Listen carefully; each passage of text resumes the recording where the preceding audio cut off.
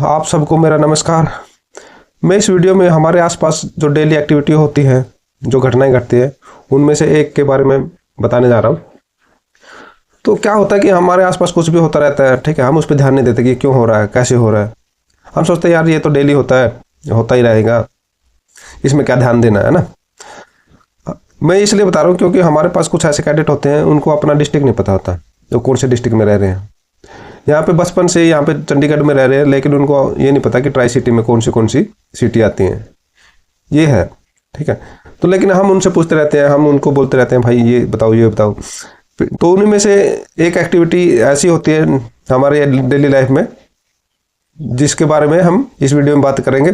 तो आपको भी ये देखना है कि आप अगर जूनियर हो या सीनियर हो, तो आप अपने जूनियर सीनियर से पूछो, अपने आसपास जो एक्टिविटी हो रही है उनसे पूछो, उसके बारे में पूछो। समझ में नहीं आ रहा तो उनसे पूछो, ठीक है। अगर उनको नहीं पता तो आपको पता है तो उनको बताओ ये क्यों, कैसे हो रहा है, क्यों हो रहा है, ठीक है। तो आप ये कोशिश करना। चलो शुरू करते हैं, इस वीडियो में देखते हैं। इस वीडियो में हम बात करेंगे कि जो हमारे आसपास हम जो एक्टिविटी होती है, जो एयरक्राफ्ट हम देखते हैं ऊपर उड़ते हुए, कि वो इतने भारी भरकम होके भी, इतने हैवी होके वो उड़ते कैसे हैं, वो लिफ्ट कैसे मेंटेन करते हैं हवा में, ठीक है। तो इतने बहुत ज़्यादा वेट होता है वो। कोई एयरक्राफ्ट तो इतने भारी होते हैं कि वो होती है ना, टैंक होते हैं, जो तोप होती है आर्मी की, वो 5-6 तोप उसके अंदर आ जाती है, 2-3 बड़े बड़े ट्रक उनके अंदर आ जाते हैं, फिर भी वो हवा में उड़ जाते हैं। क्यों उड़ जाते हैं वो देखते हैं। उनकी जो विंग्स होती है एयरक्राफ्ट की, उसकी शेप ऐसी होती है, ये जो दे रखी ना, ये वाली जो विंग्स होगी, उसकी पंख होगी जो साइड वाली, उसकी शेप ऐसी होती है, ठीक है। ये वाली जो शेप दे रखी है, तो जो लिफ्ट मिलती है उनको उसकी विंग की वजह से ही मिलती है। जो मेन बॉडी होती है उसकी वजह से उनको कोई लिफ्ट नहीं मिलती है, जो विंग्स है उसी की वजह से उसको लिफ्ट मिलेगी। वो कैसे मिलेगी, ये मूव करेगी, ये विंग जैसे मूव कर रही है, और ये एयर है, जो ये एरो दिखा रखे है, ये क्या है, एयर है। पर उसके आसपास जो एयर रहेगी वो एयर है, और ये उसकी विंग्स है। तो जो विंग्स से जो ये एयर टकरा रही है, ऐसे जो आ रही है, तो जैसे ये इसका उसकी शेप ऐसी है कि वो जो एयर आएगी वो ऐसे टकराएगी और ऊपर डाइवर्ट हो जाएगी, ये ना, ये डाइवर्ट हो जाएगी, ऐसे डाइवर्ट हो रही है, वो डाइवर्ट होकर ये ऊपर फैल जाएगी। और उसकी शेप ऐसी है कि ये इसके साथ में रहेगी, ऐसे बिल्कुल जो ये ऐसे लाइन बना के जाएगी। तो इस लाइन को बोलते हैं स्ट्रीम लाइन, ठीक है। और उसके नीचे क्या रहेगा, उसके नीचे ये ऐसी शेप है कि जो हवा आ रही है वो उसके चिपक के चलेगी, ठीक है, यानी इकट्ठी हो जाएगी। ये सेपरेट हो रही है यहाँ से, और ये एक्यूमुलेट हो रही है यहाँ पे, इकट्ठी हो रही है। तो यहाँ पे प्रेशर इंक्रीज हो रहा है। जैसे अगली इमेज में देखेंगे तो यहाँ पे क्या हो रहा है, जो एयर आ रही है उसकी क्या स्पीड है, हाई हो गई है। जो एयर है इसकी, जो ये एयर है इसकी स्पीड, उसके ऊपर विंग के ऊपर उसकी स्पीड हाई हो गई है, ठीक है। हाई हो जाती है तो स्पीड, वॉल्यूम उतनी है हमारे पास, ठीक है, वॉल्यूम उतनी है, स्पीड इसकी हाई होगी, तो प्रेशर क्या हो गया यहाँ पे, लो हो गया, है ना। और उसके नीचे क्या हो रहा है, उसके नीचे क्या हो रहा है, उसकी स्पीड इसकी शेप की वजह से, ये जो शेप है उसकी शेप की वजह से ये इसकी स्पीड क्या होगी, लो होगी, स्पीड होगी कम, स्पीड कम होगी, वॉल्यूम उतनी है, तो क्या हो गया, प्रेशर हाई हो जाएगा, ठीक है। जैसे यहाँ पे 100 नोट्स की आ रही है, तो यहाँ पे 200 नोट्स टाइप हो जाती है, इसकी स्पीड हो जाएगी 200 नोट्स, और यहाँ पे घट के रह जाएंगी 50 to 75। तो इससे जो प्रेशर होगा वो 2 या 3 गुना हो जाएगा, यानी डबल या ट्रिपल हो जाएगा। यहाँ पे जो प्रेशर है ना, ये ऊपर प्रेशर कम हो गया, तो नीचे वाला प्रेशर इसके 2 से 3 गुना हो जाएगा। तो जो ये प्रेशर आ रहा है यहाँ से, तो हाई प्रेशर है, तो ये इसको क्या, जो बॉडी है, ये विंग है, उसको ऊपर उठाएगा, ठीक है, उसको जहाँ पे प्रेशर कम है वहाँ पे ले जाने की कोशिश करेगा।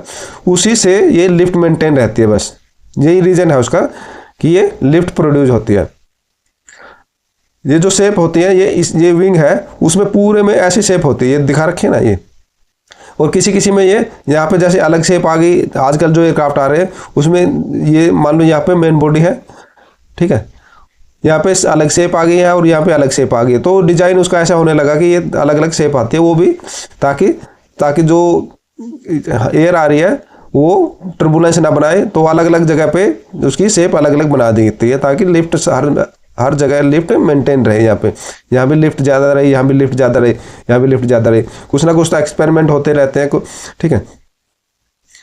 चलो आगे देखते हैं, इसके बारे में पढ़ते हैं, एरोफॉइल क्या होती है। Aerofoil a body designed to produce more lift than drag. कोई भी बॉडी, ड्रैग क्या होता है, जो एयर होगी, जो एयर होती है वो किसी भी बॉडी पे जो प्रेशर मारेगी वो होता है ड्रैग, ठीक है। यानी जो ये बॉडी उधर मूव कर रही है, ठीक है, कोई भी ऑब्जेक्ट है ये इधर मूव कर रहा है और ये एयर इधर मूव कर रही है, तो जो प्रेशर अपोजिट प्रेशर होगा उसका, ठीक है, अपोज करेगा जो एयर उसको, वो होता है ड्रैग, ठीक। A body designed to produce more lift, मतलब जो लिफ्ट होगी उसकी वो मोर होगी। मान लो ये रेक्टेंगल बॉडी है, अगर इसको हवा में ऐसे मूव करे तो ये क्या करेगी, ये ड्रैग इसका ज़्यादा रहेगा और लिफ्ट इसकी मिनिमम रहेगी, तो ये उठेगी नहीं, क्योंकि यहाँ पे सारा प्रेशर यहाँ पे एक्ट कर रहा है इसके आगे अगले फेज पे, है ना। तो यहाँ पे डिफरेंस रहेगा ही नहीं, यहाँ पे प्रेशर इतना ही प्रेशर यहाँ पे रहेगा, इतना ही प्रेशर यहाँ पे रहेगा, तो प्रेशर सेम है तो ये लिफ्ट इसमें मिलेगी नहीं, है ना। तो उसकी शेप ऐसे बनानी पड़ेगी एयरफॉइल की, ताकि प्रेशर डिफरेंस हो और उसको लिफ्ट मिले। A typical airfoil section is cambered on top surface and is more और less straight at bottom. Cambered मतलब उठा हुआ होता है, जैसे ये है ना, ऊपर से क्या है, ऊपर से उठा हुआ है ना, ऊपर से उठा है, और नीचे उससे कंपैरिजन में, उसके कंपैरिजन में कम है ना, इसलिए ये क्या है, ऊपर कैम्बर्ड ज़्यादा है, नीचे लगभग प्लेन रहता है। Aerofoil are more efficient lifting shape. Aerofoil क्या है, more efficient lifting shape, able to generate more lift up to a point. वो भी कब तक ये लिफ्ट प्रोड्यूस करेगी, and to generate lift with less drag. ये कब तक, इसको अगर ऊपर उठाते रहेंगे, तो अगर इसकी शेप ऐसे है तो ये लिफ्ट प्रोड्यूस करेगी। अगर इसका एंगल ऐसे बना देंगे हम ऐसे, तो वो लिफ्ट प्रोड्यूस नहीं करेगी। अप टू ए पॉइंट दे रखा है ना। उसके बाद ये ड्रैग ज़्यादा, यहाँ पे जो स्ट्रीम लाइन है ना, यहाँ पे प्रेशर कम होने लगेगा, ये स्ट्रीम यहाँ पे टर्बुलेंस बनने लगेगा एयर का, तो यहाँ पे प्रेशर, ये जो डिफरेंस होता है वो कम हो जाएगा, तो वो लिफ्ट कम होने लगेगी। A fixed wing aircraft, wings, जो फिक्स विंग एयरक्राफ्ट होते हैं, दो टाइप के होते हैं ना, हेलीकॉप्टर होते हैं, उनके में फिक्स विंग नहीं होती, जो फिक्स, जैसे कोई भी एयरप्लेन हो गया वो फिक्स विंग होते हैं। एयरक्राफ्ट विंग्स, उसकी क्या, wings horizontal and vertical stabiliser, दोनों स्टेबलाइजर जो पीछे वाले होते हैं, ठीक है, horizontal and vertical stabiliser are built with aerofoil shape. उनकी शेप कैसी होती है, aerofoil shaped cross section. Cross section मतलब किसी भी बॉडी को ऐसे काटेंगे साइड से, तो उसमें जो दिखेगा ना पोर्शन, वो होता है cross section. As are helicopter rotor blade, ठीक है, हेलीकॉप्टर की जो रोटर ब्लेड होती है उसकी भी जो शेप होती है वो एरोफॉइल शेप होती है। Aerofoil are also found in propeller, और कहाँ पे मिलती है ये एरोफॉइल शेप, प्रोपेलर, फैंस और कंप्रेसर एंड टरबाइन, इन सब में भी एरोफॉइल शेप रहती है। एरोफॉइल या एरोफॉइल, कहीं पे ये एयरफॉइल है, कहीं पे एरोफॉइल है, तो वो बस अमेरिकन और इंग्लिश, जो इंग्लैंड वाली इंग्लिश है उसका डिफरेंस है, मतलब उनका दोनों का सेम है। Any object with angle of attack in moving fluid such as flat plate will generate an aerodynamic force called lift perpendicular to the flow. तो कुछ भी मूवमेंट, कोई भी ऑब्जेक्ट होगा, अगर उसको हम मूव करेंगे तो वो लिफ्ट जनरेट करेगा, चाहे कम करे चाहे थोड़ी करे, चाहे थोड़ी सी भी करे, है ना। अगर उसको किसी भी फ्लूइड में एक एंगल पे और करेंगे, जैसे एंगल बना के करेंगे, तो वो एंगल ऑफ अटैक से उसको मूव करेंगे तो वो थोड़ी सी लिफ्ट जनरेट करेगा, अगर रेक्टेंगल भी है तो, ठीक है। अगर ज़्यादा लिफ्ट चाहिए तो हमें एरोफॉइल शेप बनानी पड़ेगी। तो इसमें देखते हैं क्या क्या होता है। Code line, it is a line, जो एरोफॉइल के जो ये पार्ट आ गए वो है इसमें। कोड लाइन क्या है, it is a line joining the centre of curvature of leading and trailing edge of an aerofoil section. कोड लाइन जैसे ये है, ये ब्लू वाली क्या है, कैम्बर लाइन है, और जो ये है ऑरेंज टाइप, ये है कोड लाइन। तो जो इसका लीडिंग एज है उसको ट्रेलिंग एज से जोड़ना है, स्ट्रेट लाइन से, वो क्या हो जाएगी, कोड लाइन हो जाएगी, ठीक है। अगर इसके बिल्कुल सेंटर से लेके जाएंगे, ठीक है, उतना ही ऊपर छोड़ेंगे उतना ही नीचे, ये जो स्पेस है उतना ही छोड़ेंगे, तो क्या रहेगी, कैम्बर लाइन, ठीक है, यानी कैम्बर बनाएगी। कोड लेंथ क्या होगी, जो इस लाइन की, जो ये कोड लाइन है ना, इसकी जो लेंथ होगी वो क्या होगी, कोड लेंथ होगी। Angle of attack, it is the angle between the code line and the relative air flow. ये रिलेटिव एयर फ्लो है, ये कोड लाइन है, जो ये एंगल बना है वो क्या है, एंगल ऑफ अटैक है। Air relative air flow undisturbed by the presence of airfoil, ठीक है। तो यहाँ पे तो रहेगी तो वो तो क्या डिस्टर्ब हो जाती है, ठीक है, उसका जो एंगल होगा रिलेटिव एयर विंग का, एयर का, वो डिस्टर्ब हो जाएगा। तो ये इसलिए ये दूर से ले रखी है ना, जहाँ पे अनडिस्टर्ब्ड है, यहाँ पे एयर से जो इसके प्रेजेंट से अनडिस्टर्ब है, वहाँ के पे जो इसका ये एंगल है, इसकी जो लाइन है और ये कोड लाइन है, ये जो दोनों मिलके एंगल बनाएगी वो होगा एंगल ऑफ अटैक। तो ये लाइन जरूरी है, undisturbed by the presence of aerofoil. तो आगे आपके इस वीडियो में आएगा कि पॉजिटिव कैम्बर और नेगेटिव कैम्बर। जो ये कोड लाइन है और कैम्बर लाइन है, ठीक है, अगर ये दोनों का डिफरेंस है, ये गैप है दोनों के बीच में, ये अगर इस कोड लाइन से ऊपर होगा, ठीक है, अप साइड होगा, जो कैम्बर होगा ये कैम्बर है ये, तो अगर ये ऊपर होगा कोड लाइन से तो ये क्या होगा, पॉजिटिव कैम्बर। अगर ये कोड लाइन से नीचे बनेगा तो ऐसी शेप बन गई, मान लो ऊपर से स्ट्रेट आ गई, तो ठीक है, ऊपर से स्ट्रेट होगी तो कैम्बर कहाँ बनेगा, नीचे बनेगा, तो वो क्या होगा, नेगेटिव कैम्बर हो गया। और कोई सिमेट्रिक लाइन होगी, सिमेट्रिक ये एयर फ्लो होगी, दोनों ऊपर नीचे सेम रहेगी, ठीक है, तो उसमें क्या कि ऊपर भी सेम रहेगा नीचे भी सेम रहेगा, तो उसमें क्या रहेगा, जीरो कैम्बर रहेगा। वो क्या कौन सी होगी, सिमेट्रिक एरोफॉइल, ठीक है। An aerofoil with positive camber, ये आ गया ना, positive camber produce lift at zero angle of attack. अगर उसमें पॉजिटिव कैम्बर है तो जीरो एंगल ऑफ अटैक पे भी वो लिफ्ट प्रोड्यूस करेगी अगर उसको मूव किया जाए किसी भी फ्लूइड में। With increase angle of attack lift increase in a रफली लीनियर रिलेशन, मतलब जितनी एंगल ऑफ अटैक बढ़ रहा है, ये एंगल ऑफ अटैक है, मान लो ये लिफ्ट है, ठीक है, जितना एंगल ऑफ अटैक बढ़ रहा है तो उतनी लिफ्ट बढ़ रही है। कहाँ तक, जब उसका एंगल ऑफ अटैक 18 डिग्री तक होगा, ठीक है, मान लो यहाँ 18 डिग्री, तो यहाँ तक लीनियर लाइन में, ठीक है, लीनियर रिलेशन में ये बढ़ेगी लिफ्ट। उसके बाद क्या होगा, कॉल्ड द स्लोप, इसको लाइन को क्या बोलते हैं, slope of the lift curve. यहाँ तक क्या बोलेंगे, slope of the lift curve at about 18 degree, पूरा ये लोप ऑफ स्लोप रहेगा जहाँ तक जाएगी, लेकिन 18 डिग्री तक क्या रहेगा, ये स्ट्रेट लाइन रहेगी। The airfoil stall and lift fall of quickly beyond that, अगर 18 डिग्री से उसको ज़्यादा लेके जाएंगे, जो ये एयरफॉइल है, ठीक है, उसको अगर ये जो एंगल होगा वो 18 डिग्री से ज़्यादा होगा, 20 पे भी हो गया, तो क्या होगा, स्टॉलिंग शुरू हो जाएगी। जैसे ये है, इसे मैं दिखा रखा है, यहाँ पे 5 डिग्री पे है, ये जो एंगल ऑफ अटैक है ये कितना 5 डिग्री है, तो इसको लिफ्ट मिल रही है। ये जो देख रही है ये लाइन क्या, स्ट्रीम लाइन है, बिल्कुल ऐसे एक लाइन में जा रही है ना, तो लिफ्ट मिलती रहेगी। जब तक ये स्ट्रीम लाइन में रहेगा तो लिफ्ट मिलती रहेगी। अगर यहाँ पे डिस्टर्बेंस हो गया तो लिफ्ट कम होने लगेगी। जैसे यहाँ पे क्या किया, 20 आ गया एंगल ऑफ अटैक, तो यहाँ पे क्या टर्बुलेंस बनने लगा। तो इससे क्या होता है कि ऊपर वाला प्रेशर और नीचे वाला प्रेशर है, उनके बीच जो डिफरेंस होता है वो कम होने लगता है। अगर डिफरेंस जितना भी कम होगा उतनी लिफ्ट कम हो जाएगी, जितना डिफरेंस ज़्यादा होगा प्रेशर में उतनी ज़्यादा लिफ्ट मिलती है। नेक्स्ट देखते हैं, the drop in lift can be explained by the action of the upper surface boundary layer, ठीक है, जो ऊपर सरफेस वाली अपर सरफेस वाली बाउंड्री लेयर है, वो अगर डिस्टर्बेंस होगी, उसमें डिस्टर्बेंस आएगा तो उसमें लिफ्ट में ड्रॉप आएगा। विच separate and greatly thicken over upper surface, ठीक है, ये क्या हो रहा है, थिकन हो रही है, ये थिक हो रही है। यहाँ पे क्या होगी, बाउंड्री लाइन पहले स्ट्रीम लाइन थी, अब ये थिक होने लगी, ठीक है। The thicken boundary layers displacement thickness change the aerofoil's effective shape, जो शेप होगी इफेक्टिव शेप होगी, मतलब इसका जो जहाँ पे लिफ्ट प्रोड्यूस होगी उसको चेंज कर देगा। इन particular it reduce it's effective camber, जो इफेक्टिव कैम्बर होगा ना लिफ्ट प्रोड्यूस करने के लिए, उसको ये चेंज कर देगा, है ना।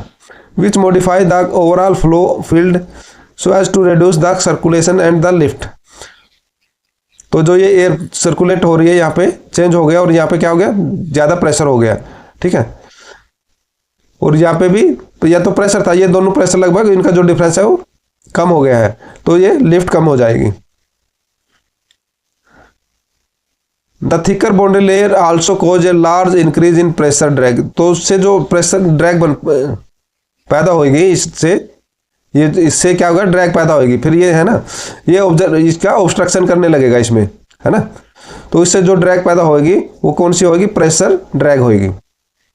So that the overall drag increase sharply near and pass the stall point, जो स्टालिंग एंगल होगा, स्टालिंग पॉइंट होगा, उसके आसपास क्या जो ड्रैग है वो इंक्रीज होने लगी near and past stall point, जो उसके जो स्टाल पॉइंट होगा, स्टालिंग एंगल होगा, उसके पास उसके नियर एंड उसके पास्ट मतलब उसके जाने के बाद, उससे ऊपर उठने के बाद क्या हो गया, ड्रैग है वो ज़्यादा इंक्रीज होने लगेगी।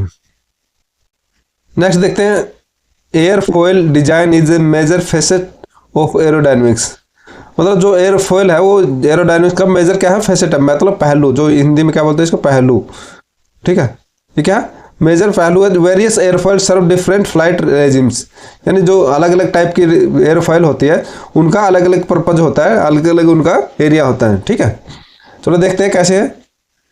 Asymmetric airfoils can generate lift at zero angle of attack. Asymmetric कौन सी होती है, ये जो शेप दे रखी है, ऊपर से इसमें कैम्बर है और नीचे ये प्लेन है, ये क्या होगी, एसिमेट्रिक होगी। और सिमेट्रिक कौन सी होती है, जिसमें ऊपर और नीचे सेम कैम्बर हो, कि सेम ये कर्व हो। ठीक है, वो कौन सी होगी, symmetric.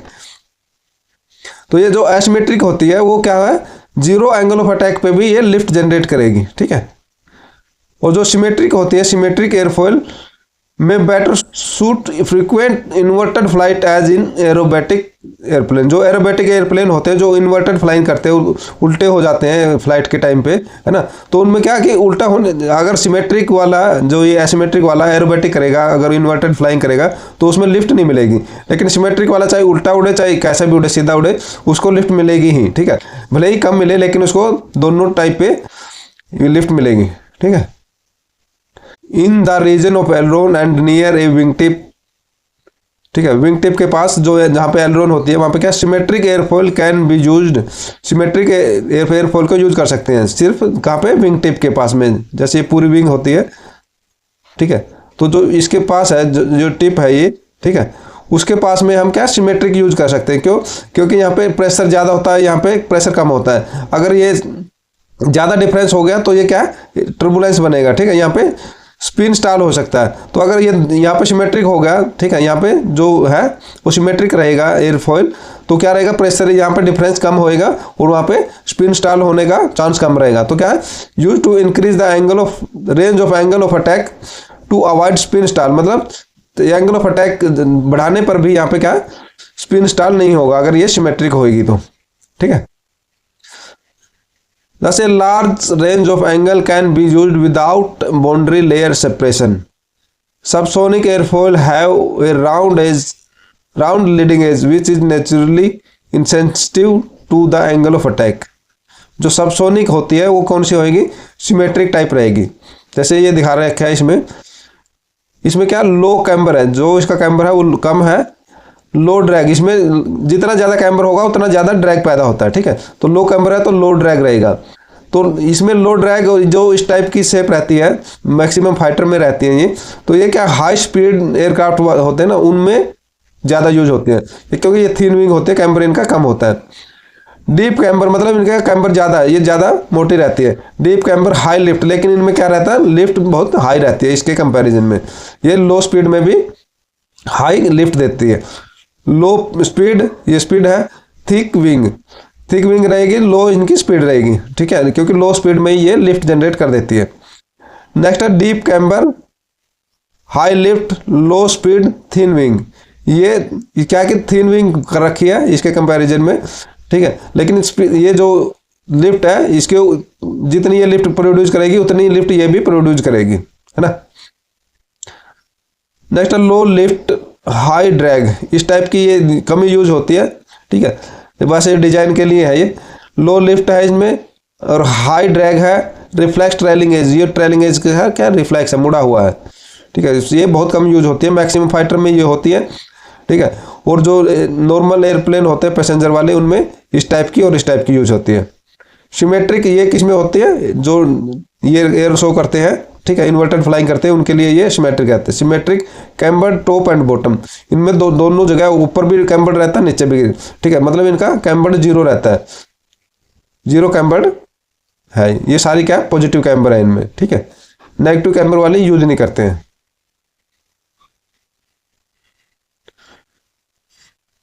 The cross section is not strictly circular. However, the radius of curvature is increased before the wing achieve maximum thickness to minimize the chance of boundary layer separation. This elongate the wing and move the point of maximum thickness back and the leading edge from the leading edge. क्या रहता है इसमें, जो leading edge रहता है ना वहाँ पे थिकनेस कम रहती है। देखो मैक्सिमम थिकनेस कहाँ, लीडिंग एज से थोड़ा पीछे है, यहाँ पे मैक्सिमम थिकनेस होती है। क्यों?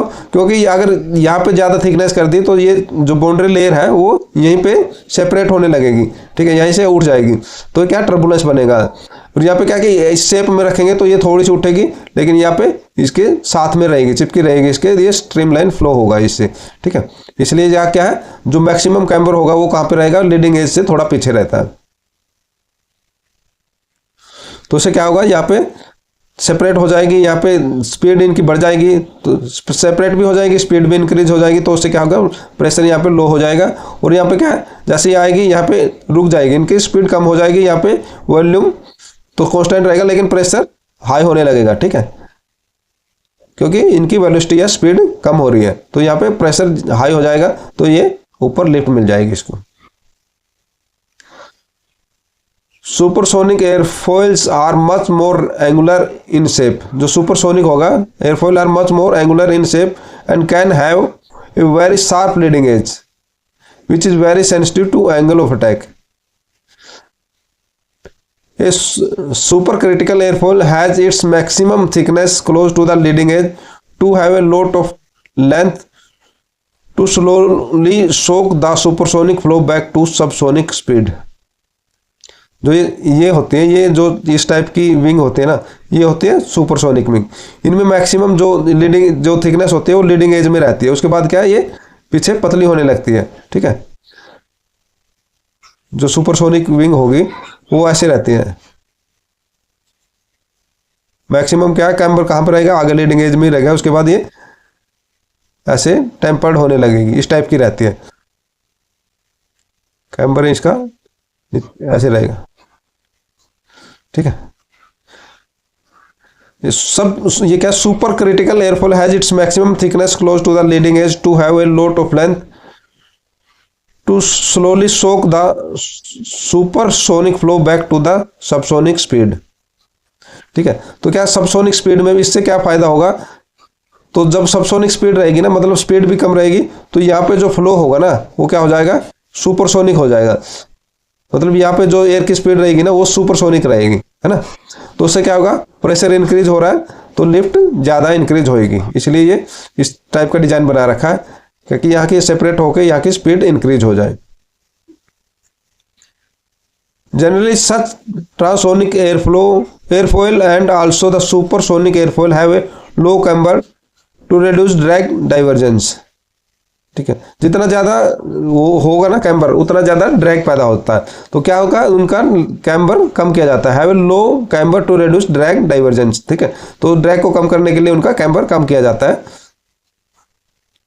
जो इसमें कर रखा है ना, जैसे इस टाइप की है तो इसमें क्या, कैम्बर तो उतना ही है, ठीक है, लेकिन ये ड्रैग इसमें कम रहेगा।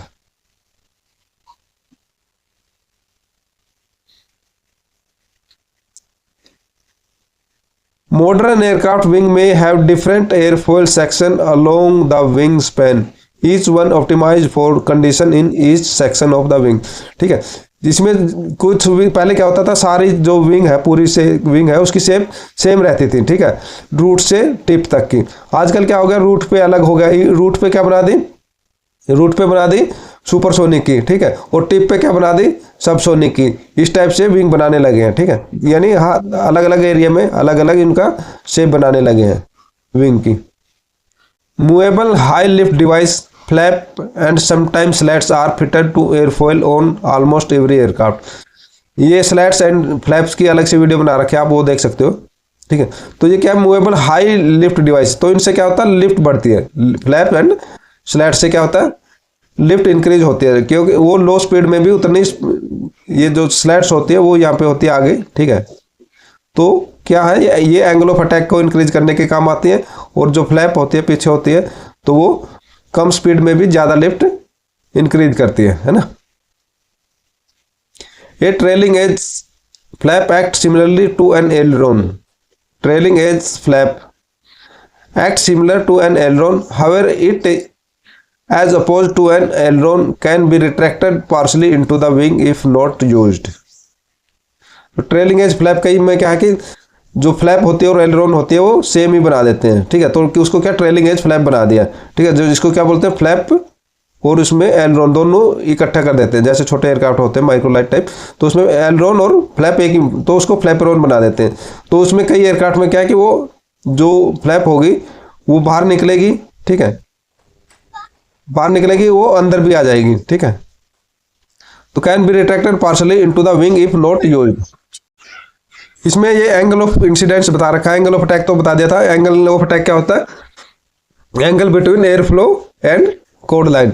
तो एंगल ऑफ इंसिडेंस क्या होता है? डेफिनेशन देख लेते हैं।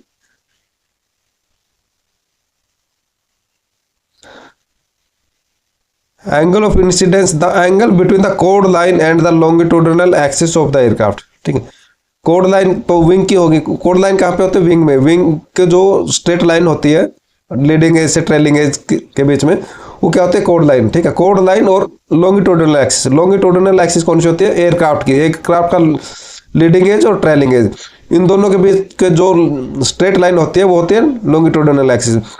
तो दोनों लाइन जो जिस एंगल पे काटती है, ठीक है, ये जिस एंगल पे काटे है वो क्या है? Angle of incidence. ये लाइन है और ये लाइन है, तो ये है एंगल ऑफ इंसिडेंस। ये क्या रहता है? कांस्टेंट। क्या रहता है? कांस्टेंट रहता है, ठीक है। मतलब ये चेंज नहीं होता। ये जो मैन्युफैक्चरर होता है वो एक बार डिजाइन कर देता है तो उतना ही एंगल रहता है, वो कभी भी चेंज नहीं होगा। फिर हर एयरक्राफ्ट का एक फिक्स एंगल ऑफ इंसिडेंस रहता है।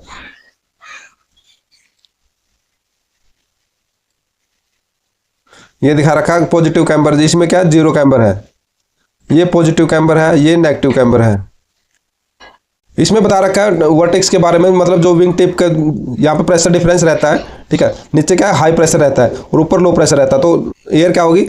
हाई प्रेशर से लो प्रेशर के पास जाएगी, है ना, ये ऐसे ट्रेवल करेगी। तो यहाँ पे वर्टेक्स बनेगा, यहाँ बाउंडर बनेगा। उससे क्या ड्रैग इंक्रीज होता है और लिफ्ट डिक्रीज होती है। तो इसलिए इस चक्कर में यहाँ पे क्या जो विंग टिप पे एंड में है ना, आजकल क्या होने लगी है? सिमेट्रिक टाइप एयरफॉइल बनाने लगे हैं। यहाँ पे साइड में सिमेट्रिक बनाने लगी है, या उस पर विंगलेट बनती है, ठीक है। विंगलेट ऐसे विंग को ऐसे उठा देते हैं, तो जो प्रेशर है, जो एयर फ्लो होगा वहाँ पे उसको अपोज करेगा। ये विंगलेट है, जो विंग टिप का डिजाइन होता है उसको विंगलेट बोलते हैं। इसके लिए भी एक अलग वीडियो बना रखी है, चाहो तो देख सकते हो, ठीक है।